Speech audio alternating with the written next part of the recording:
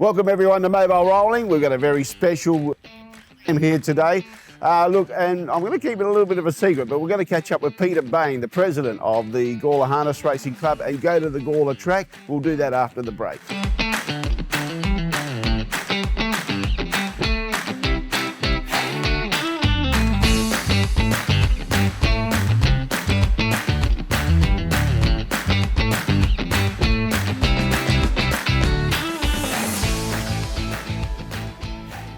Peter Bain, president of Gawler Harness Racing Club. How are you, Pete? Good, Jimmy. Good. Good Now, to see you again. Yeah, great to be here. Great to be at Gawler as well. Now, Gawler, to me, is a special part of harness racing. I think there's a big history in Gawler. And I've read up certain items about the Gawler Harness Racing Club. It goes back as far as 1910, where they raced at Evanston Thoroughbred Racetrack. That's correct, yep. Is that the actual Gawler track now, do you know? Yes, it was run, it's always been there, so it was run in that vicinity. The actual dynamics of the track, I don't know. It was way before my time, but there was a meeting over there way back then. So it's been here for a long time. It's a big part of our town and surrounding areas. Isn't it ironic that we're trying to get back there as well? Oh, Are we any closer to that, Pete? Never say never. Yep. And you speak to the people from that neck of the woods, and their attitudes have changed in recent times. And had we known then what we know now, I'm sure things would be different. But we have a good working relationship with the Gawler Barossa Jockey Club, yes. Yeah, for sure.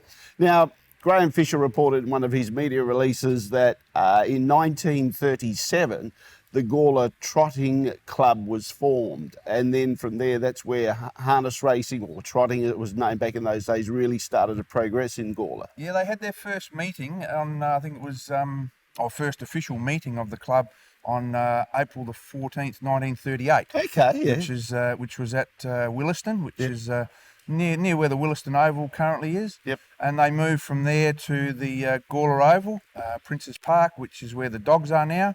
And then they bought land on Weaver Road, and then they set up their home there in the late 60s to the early 70s, and then here we are over here now. So there's been a few homes with the Gawler Harness Racing Club, but as I said earlier, it's a lot of history in the town, and it's been a big part of our community. Yeah, so I believe they raced for about 30 years around that Gawler greyhound track, as we know as Gawler greyhounds now, before they shifted to Weaver Road, which is just over there, basically where those sheds are, I suppose, that we can see in the background. That's where our old track, our more recent track was, our more recent home. So they moved from there, they bought that land in Gawler and then moved out. It was probably the size, they wanted a bigger track and bigger facilities, so the opportunity came up, and they grabbed it. Yeah. As a young man, I remember going to Gawler as a young man, but I don't remember seeing racing at the Gawler greyhound track. Did you remember seeing racing there as a young man? I was born in '63, so I was only a wee little fella.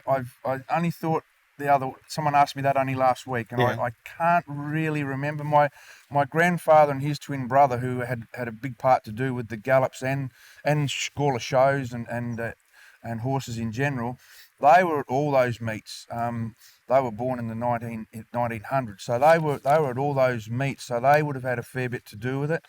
I used to go to the races and the trots with Papa, and that's probably where it all started for me. Yep. But I can't really remember the Gawler Oval one, but I certainly remember going to our old track here many a times, and then the thoroughbred track over on Barnett Road. Yeah. All right, so let's talk about Weaver Road. It was 2008 that we had our last meeting there. It was June, and Tim Edwards called the meeting, but I do remember the results that Crusaders Crest won the last race. David Harding was the driver and Toby Ryan was the trainer. Yes. And that was the farewell of the old Weaver Road track. Crusaders Crest from Ruby Two Shoes, almost persuaded running on with Jasper's Charm, but David Harding and Crusaders Crest win the last race at Gawler. Second, Ruby Two Shoes from Jasper's Charm. Sad moment for the committee and everyone that was involved with the Gawler. It was really pressing. It was stressful for us all. Yeah. You know, it was announced in late 2006 that this was where the expressway was going to go, and there was as many as 5 options, and sadly, the option they took was to go straight through the middle of the track. So we knew it was coming, and then we held our last meeting in June of 2008. and we had a month to grab whatever we could out of the place to get out of there and go. And then by about, I think it was the 30th of July, the dozers come in and they just started pulling the place down, and that was really hard to watch. You know? I was able to go back there and grab some things late in the time, but when you go there and see the big dozers just going through the grandstand, that was really, really hard. You know? Difficult. I think at the time, was Barry Ewan the president at the time? Or? Yes, he was. Yeah. Barry was the president. I was the vice president. Yep. And then there was a couple others that were involved with it intricately, and then of course there was Barry and myself that was sort of pushed on from there. Yeah. And then Barry in latter years, sort of health got to him, and then when we moved over to here, Barry had finished his reign as the president then, and the rest is history there. There was all sorts of negotiations, because I remember going over to the old Weaver Road in the upstairs patrons area. Tony Piccolo was there explaining how things were going to work. But basically the government acquired, Gawler had no choice whatsoever. The government just said, we need this land, we're going to take it, and we're going to give you this much. And you thought, well, geez, a lot of people thought, that's a bit unders, like surely it was worth more than that. I'm not sure if anyone knows, but I've never read it, but when they deliver you a compulsory acquisition act, and you've only got to see what happened to people on South Road, same story. Yep. We knew to rebuild what was going to happen was going to cost us somewhere in the vicinity of 7.5 to 10 million. And that's to replicate what we had, albeit on a lesser scale. So that was our starting point. Long story short, the initial offer came in at 2 million. You know, they offered us 2 million. We went back and said, come on, guys, this is not, this it's not fair. No, it's not. So after a fair bit of negotiating, we got another million, which made it to 3 million. Yeah. And then we were after a land swap from our old place to here, and of course the land swap seemed too simple, and then of course we had to buy land. So then we put our hand out, not hand out, but had another negotiation. We ended up with 3.8 mil for our old place. It was going to cost 7.5 to 10, and out of that 3.8, we had to buy the land, which is the 14 hectares we've got here. Yep. And then we had to start with the earthworks and building everything that we had here. And ironically, Wayne Edgelow was the guy that designed the track here, and I still recall the day we spoke to him. We wanted to get our head around what it was going to cost, and he said everything that you're going to do is going to be a multiple of $1 million. Your track's going to cost $1 million, your barn's going to cost $1 million, and if you ever want lights, there's going to be $1 million as well. So there's 3 million, and we only had 3.8, basically 3 million to do something with after we bought the land. There's not much left, you know. So yes, we got interest on our money that we invested, but you know, we've invested all of that into what you see here today as a club. So we've had restraints on us right from the word go. You mentioned lights, but because you're in the flight path of the glider where they land, I mean, this actually was glider property, wasn't it? This was an airstrip back in the war years. Yeah. And then of course gliders come here thereafter. So it was Commonwealth land, then state government land, then to Light Regional Council, and then we bought it from them through the residual land of the expressway. But with relation to lights, that's a long way from our minds at the moment. Yep. All we want to do is get racing back here. Okay. So let's get racing back here. We never say never. You've only got to go down the back end of Tapley's Hill Road by the airport, and there's lights on those. On that main road, and they're different heights. So modern day lighting and heights and that, we've made some preliminary discussions, and there's nothing to say you can't do it. There'd be a bit of work to be done, but that's a long way from our vision at the moment. Yeah. So nearly 10 years went by, and you finally got a meeting here at Gawler. The commemorative meeting it was a family day meeting. You had to do some sort of intricacies to actually race here. Oh, well, a lot of that's got to go to our local MP, Tony Piccolo. Yeah. And Tony is a really community-minded person, and he's a good friend of our community and our club, and he's a personal friend. Take politics out of it, he's a genuine nice bloke. Yep. And we spoke to Tony, and I think it was around election time in that particular year, and Tony thought, let's get it going, because we were ready to go. So it was really, we were wanting to get racing, but it was really a brainchild or a thought of Tony to get it off and going. So he went to count, made the approach for us initially, and then of course I think we had about 4 weeks to put it together, and bang, away we went. So it happened very quickly, but it was a very, very successful day, and that was a lot of that's owed to Tony. Yeah. And he's been a very good supporter of us since.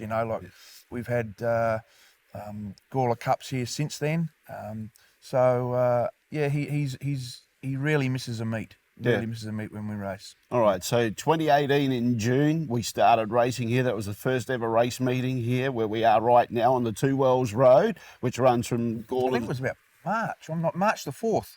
Santa Madre for Danny Hill, and Santa Madre now ran to the lead. Samalise is running on though, and they now beat off the other runner there, Kenturi Crest. It's Santa Madre in front from Samalise, and that said, Santa Madre in front inside the 50, and so it should win in the Gawler Commemorative Club colours. First race back here for 10 years, Santa Madre wins. Samalise second, that said third. Now running on late to get fourth there was... In 2018, sounds about right. March the 4th was our inaugural, and we had that as a history. Like we paid tribute to a lot of our people who founded the club. Old presidents and secretaries, and typical names. There's Henry Weaver of Gawler, and there's Paternosters. There's Paternoster Road down here. There's names that go on and on and on, synonymous with the community. So we had a day where we remembered all those people who actually made the Gawler Harness Racing Club. Yeah. And this track is a 960 metre track. You said that Angelo designed it and built it and all that. And it's one of the fairest tracks we've got in South Australia, if not the fairest track. And the first race winner, Santa Madre, driven by Danny Hill, trained by Les Harding. So there's the Harding connection. David drove the last winner at the old track at Weaver Road. Les trained the first winner here on Two Wells Road. And Santa Madre came from last to first, and Terry McAuliffe was the commentator that day, and he said, and there's the commemorative colours first over the post. How fitting that was. There was a few knockers about the track and people not knowing how to lead a bias. Well, you go back over that meeting and have a look where the winners come from, and as you said, one come from last to first, and even our most recent Gawler Cup meeting in March of this year, there was some take away the cup, which was sadly not a very nice spectacle. But some of the runs on those days, horses come from back in the pack, and we haven't got a sprint lane here, So I think the cambers make it a lot better, and you can run really true on the track. It was interesting when we first come here. That first meet, there was a couple of drivers got caught out on the track and where to start their runs from home. There was a couple of short price favourites got rolled because they went too early. There was one lad who lives just over the road here, Kenny Rogers. He knew the track, and he had their measure on the day. He knew where to go and where to run from home. It was very interesting to watch, and that's just knowing the track and where to start your runs, and the camber. It's a bit like a slingshot effect. So but the guys have worked it out now. But it is a fair track. It's a fair track. Do you know off the top of your head how many meetings you've now conducted here at the new track? What I call the new track? I think it's 3 now. Yeah. We had 2 Gawler Cups. Yep. And when we had the meeting for Tony's meeting not Tony's meeting, but our inaugural meeting in March. We've had those. 3. Yeah. Now you mentioned about how this was an old airstrip for the Glider Club. There was, I suppose, sheds and that here that probably need to be moved on. You've had to build all this up yourself. When we came here, it was like greenfield site, and just out where those trees are, I remember slashing out there this particular day, grass and marshmallows, and going along and clunk, clunk, clunk under the tractor, and unbeknownst to me, I run over a glider. There was an old glider smashed up under the trees out there. Some of the stuff we found here and the rubbish we carted away was just mind. And I look back and think, why did we ever start this project? For those that were here early on, they'll understand and appreciate it. But, when we first got here, we thought, oh, golly, this is going to be a job and a half. And it certainly was. But we see what we got today, and it's very rewarding. You often ask yourself, why do you keep doing it? But again, I look back to the people that the pioneers of our club and our industry. They set up the benches to buy their old club and land. They actually bought that land out of their own pockets. Yeah. And I don't know whether they got the money back, probably not, but they put so much into it. We owe that to them. You know, we owe that to them, that we keep this legacy going, and personally, that's what drives me, is that, you know, you feel you're obliged to keep that legacy going. Yeah, and the history of racing at Gawler as a sporting enterprise, you know, harness racing, it's shown all around different areas within the township as well. As we were talking earlier, I walked through the little arcade to go to my bank, and in that arcade there's a mural of someone's done a painting of things around Gawler, and people around Gawler know there's certain things, and there's an old fella that used to walk a dog around town, and then there's the Institute, James Martin Foundry. But the three things that stick in my mind, there's the dogs, there's the greyhounds, there's the gallops, and then there's the trotters, the paces. So it's a part, I don't know who painted it, but it's a mural, and it's just a fabric of Gawler. And so the equine area, you know, like we used to have that 3-day event here years ago, Jim. Yes. And that was a big part. That got sent into Adelaide, but that was a massive event here. So, you know, the equine area equine has always been a big part of Gawler and the surrounds.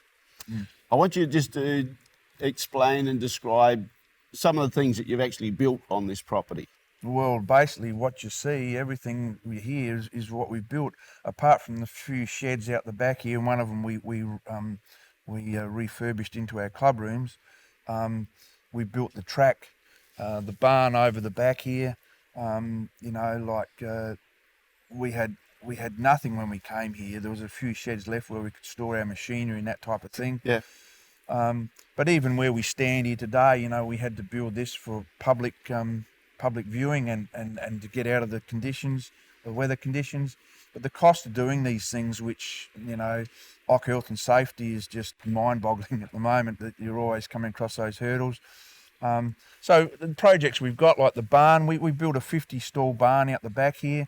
And again, that was always going to, you know, budgeted figure was $1 million. Well, that came into us at around about 190,000, and it was done at mates rates. Aaron, who works for the Arns Group. That's pretty good, yeah. Yeah. Now we've had that requoted only earlier this year to replicate that, and that if we had that done properly, it's going to cost us in the vicinity of 310,000. So, you know, Aaron and his mates at work, they made a significant contribution for that barn to our industry.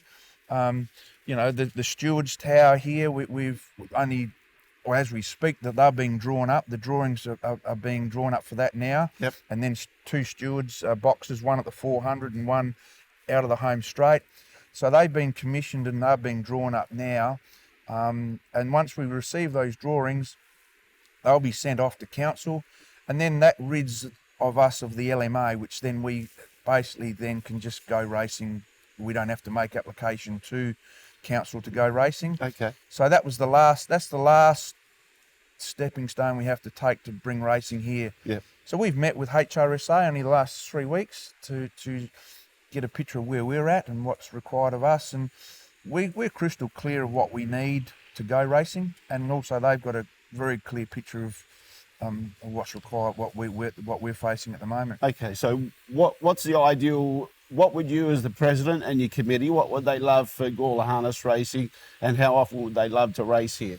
Well, when we've made our application to council and part of the development process involved, we actually put down that we would probably be looking at racing at least once a month, and if not twice a month.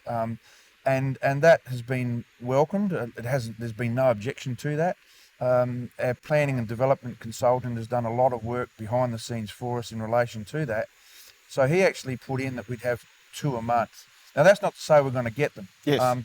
But when it does happen, that's the starting point of 2. Now if we had 1 a month, that'd be fine. But you know, we've got a couple little things to do at the moment. And as I said, the stewards tower, and then the commentary box, and you'll have a new box, Jim. Thank you, Peter. Yeah. and then we've got this two stewards boxes at each end, and naturally we'll be looking at expanding the barn to that holds 50 now. Yep. So we'd be looking at doing something again, if we can get funding for that, to make another 51. If not, we'd do something, you know, on a lesser scale. But we're exploring all options at the moment to see what we can come up with. Yeah.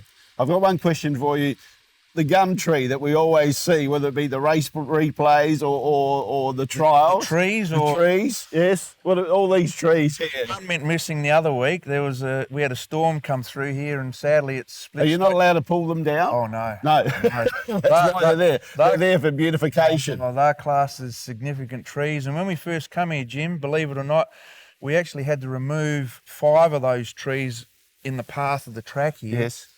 And we had to pay to a fund, and I'll be careful how I word it, but I was going to say a Tree Huggers Association or something, but we had to pay a fund of $16,000 for pulling those trees out. To a fund to remove the trees as classed as significant. And part of that was then those trees had to stay here. And of course, there's been a couple that have they're rotted and whatever else, so then they've been removed since. But no, they're classed as significant, so they're the unique. Yep. Yeah. Now, you've had to purchase this land, but you're not allowed to sell it.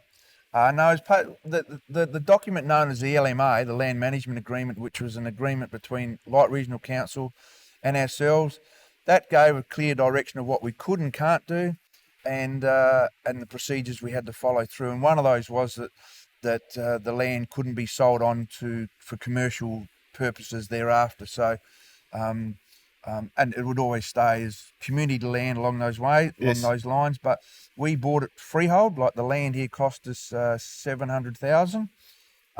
So it's 14 hectares. So we actually bought the land. We own the land. So it is freehold, but we can't sell it on thereafter. But we don't want it. We wouldn't want it. You know, we built it here for the surrounding people who had invested and built homes around here. With harness horses, and with the view of maybe using it for other equine purposes long term. So we'd like to think we can use it as a multi-purpose function centre with equine, but no, it can't be sold. All right. No. So it's here for harness racing. And others who want to use it. Want to use it as well? Yeah, I mean, we've met with pony clubs and other show jumping groups, and they're like all of us, you know, they're probably hamstrung with what they can and can't do, and like we can't invest in the infrastructure, but we're open to all bodies to have a bit of a talk to, and we have done so, and we'll continue to do so. All right. Yeah. Well, watch this space, because we're going to see if there's going to be more harness racing here on a regular basis at Gawler. Peter Bain, the president, he wants it. Everyone around here wants it. The community wanted it. It's not all about me. I mean, I'm only the spokesperson for the group and our hard-working committee. So, yeah, you know, we're crystal clear on where we are at the moment. But it's the community and our industry that we want to keep and get it back to be good again. You know. Thanks for talking to us about Gawler Harness Racing Club. Thanks for showing interest, Jim. It's been a pleasure. Big history. Thank you. Big history of the Gawler Harness Racing Club. You can see they're still working on the track right now as we speak. They're making sure it's nice and perfect for the horses to race on, and it's a great track. And so many people say how great this track is at Gawler. That's the Gawler Harness Racing Club. We'll take a break. We'll come back with more.